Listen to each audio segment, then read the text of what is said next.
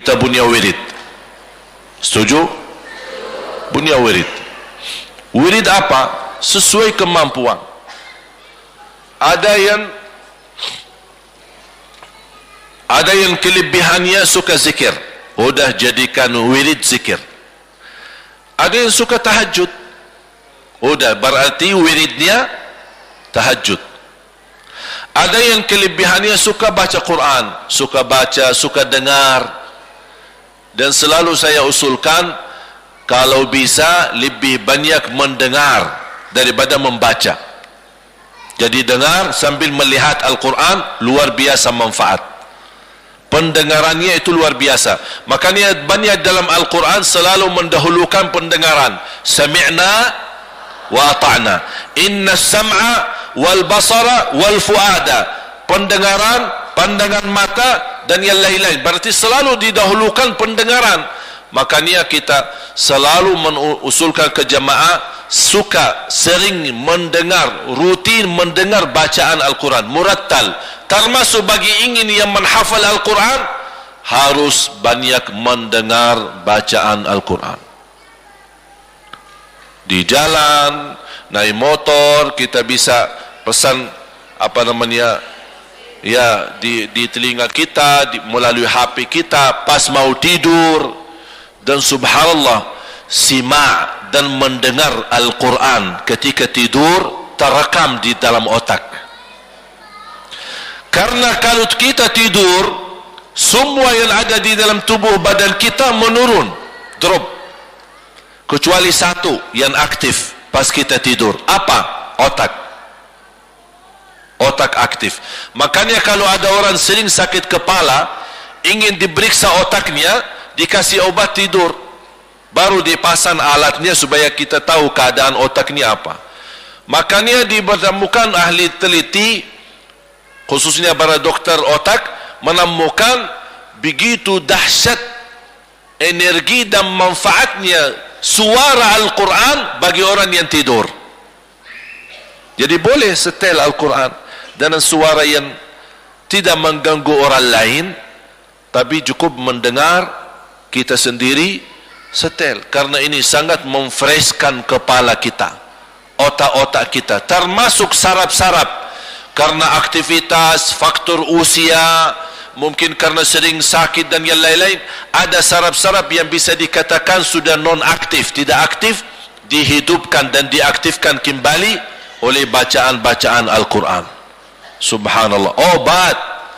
Allah turunkan kepada kita Al-Quran, obat menyembuh dari segala penyakit, penyakit jasmani maupun penyakit rohani.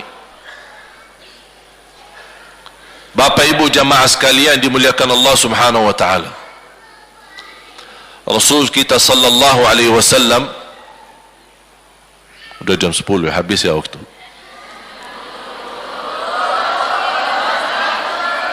Apa yang belum? Karena siap-siap zuhur kan.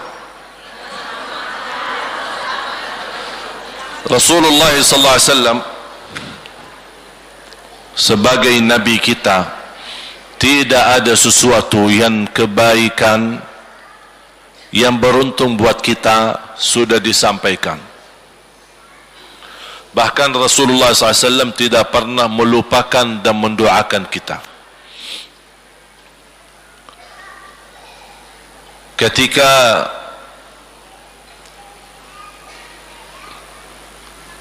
saya kemarin bertemu dengan guru saya di Madinah, makanya masih bekas-bekas pulang kampung kemarin, fisik dan flu masih terbawa. Jadi saya bertemu dengan guru saya, seorang ulama yang hafal ratusan ribu hadis, hafal. Ketika saya duduk di Masjid Nabawi sama beliau, ada orang awam datang, dia menuliskan sebuah hadis. Assalamualaikum Syekh, ini ada hadis, apakah ini hadis sahih atau tidak? Ditulis ada beberapa kata, langsung diambil sama guru saya, ya hadis sahih dibawakan oleh Abu Hurairah di Sunan Abi Daud. Jadi luar biasa hafalan hadis. Apa saja hadisnya dia bisa sebutkan. Siapa rawiyahnya, di kitab mana, Bukhari, Muslim, Abi Daud, Nasai, Tirmizi, Ibn Hanbal, Ibn Majah, semua dia sebutkan. Dan beliau, kita sempat bekerjasama untuk membina orang-orang Indonesia, orang-orang kita, untuk menjadi calon penghafal hadis.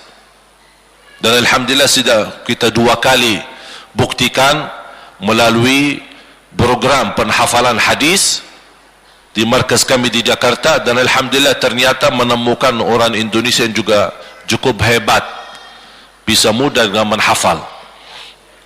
Dan targetnya insyaallah program ini akan tahap yang ketiga, mudah-mudahan segera terwujud.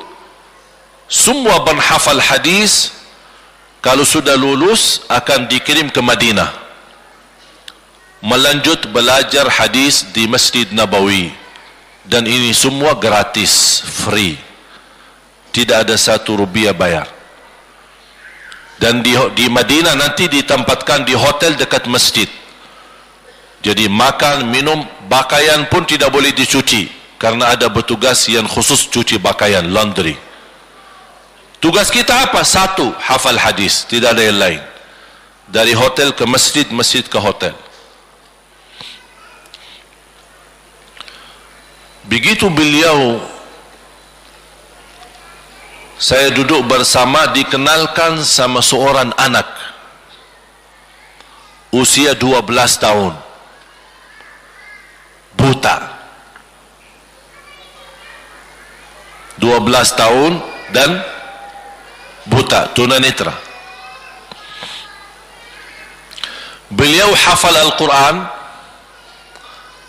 Ternyata bukan hafal biasa, tapi sama angka. Kita tak perlu lama, sebutin angka saja. Ayat 12 suratul Baqarah dia sebut. 100 ayat selanjutnya dia tahu. 100 halaman ke depannya tahu. 80 halaman ke belakang tahu ayatnya. Dia bisa beritahu ayat ini di posisi halaman kanan, halaman kiri, atas atau bawah. Bukan hanya itu saja, hafal tafsir. Jadi dia bisa jelasin ayat. Kalau ada cerita asbabun nuzul, dia jelasin asbabun nuzul. Bukan hanya begitu saja, baru kemarin beliau dapat juara 1 menghafal 18.000 hadis.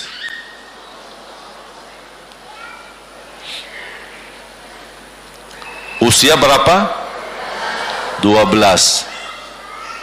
Keadaannya buta. Aduh, ini bukan masalah mata ini. Bukan masalah mata sebenarnya. Ini tak punya mata udah subhanallah. Berarti bukan masalah ini, bukan masalah buta ini. Yang jadi buta ini hati. Ini yang menjadi masalah. Dan insyaallah kita akan undang ke Indonesia di beberapa waktu yang akan datang, memberikan contoh. Saya tanya, apa cita-citamu? Sekarang usia 12 tahun, hafal Al-Quran dengan hafalan yang begitu hebat dan dahsyat, bersama tafsir, asbabun nuzul.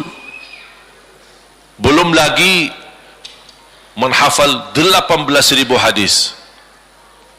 Dan dites di depan saya, dites. Man kana yu'minu billahi wal yawmil akhir falyaqul khairan aw liyasmut. Barang siapa yang beriman kepada Allah dan hari kiamat, berkatalah yang baik atau diam. Hadis itu dari mana? Dia sebutin hadis sahabat Rasulullah SAW, ini nomornya sekian di Sahih Bukhari atau langsung. Apa ada hadis yang mirip tapi di riwayat lain, dia sebutin. Saya tanya, cita-citamu apa? Saya ingin jadi imam besar Masjidul Haram dan menjadi ulama besar, bermanfaat buat umat. Ini buta. Begitu tinggi cita-citanya.